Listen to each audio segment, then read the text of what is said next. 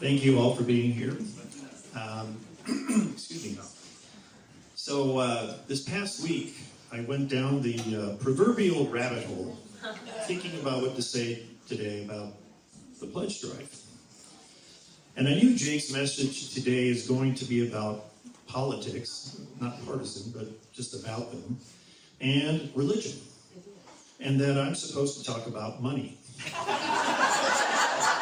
Which reminds me of that old adage that you should never talk about money in polite company. Of course, since this is all day, I'm going to talk about all three. But first, the rabbit hole.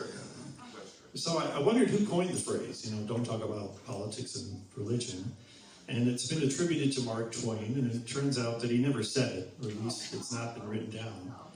But he sure had a lot to say about politics and religion, as well as money. So I read a lot of quotes that were verifiably his, and I learned that not much has changed about either of those subjects in 120 years since he commented on them. But I'd like to share some of the quotes adapted a little bit to 21st century lingo that resonated for me. These are Mark Twain quotes about religion and politics.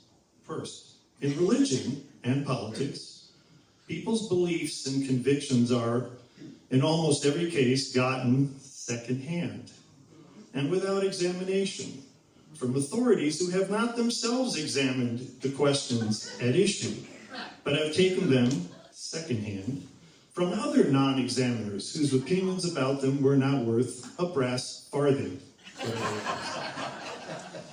Another quote. Does the human being reason? No. A person thinks, muses, reflects, but does not reason. That is, in the two things which are the peculiar domain of the heart, not the mind, politics and religion. A person doesn't want to know the other side. They want arguments and statistics from their own side and nothing more. Sound familiar?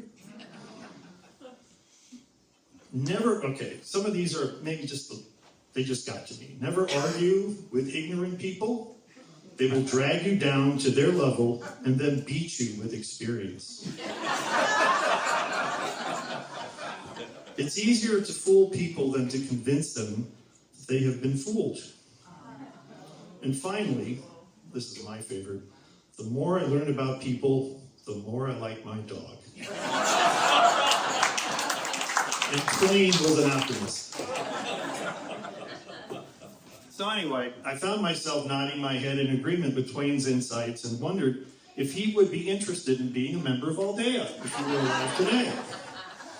I honestly think if he were, he would be. At Aldea, we question our beliefs and opinions. We examine different philosophies, religions, and points of view. We understand the world is a complicated and sometimes dangerous place, but we don't live in fear or allow fear to control our lives or opinions about others. And we recognize our fallible human selves and not take ourselves too seriously. Yes, I believe Mark Twain would have been attracted to a community like Aldea. And that's high praise from a guy who once said, "Man is kind enough when he is not excited by religion." So here's the money part.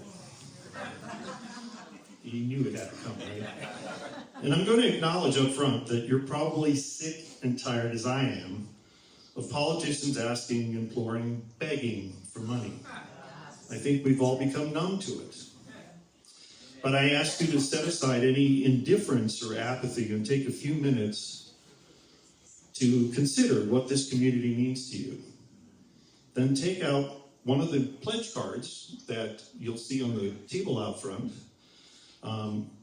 or go online to aldeaspiritualcommunity.org, and I think it's flashed up there, /pledge, and fill out and return the pledge cards for your 2025 pledge. I promise you will not regret it.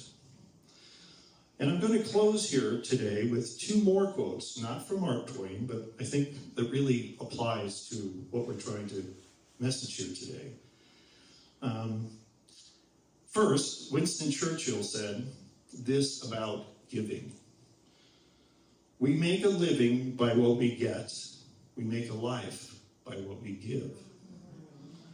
And then finally, if you don't believe your pledge is going to make a difference, think about this observation by the late, great Margaret Mead, the sociologist. Never doubt that a small group of thoughtful, committed citizens can change the world. Indeed, it's the only thing that ever has.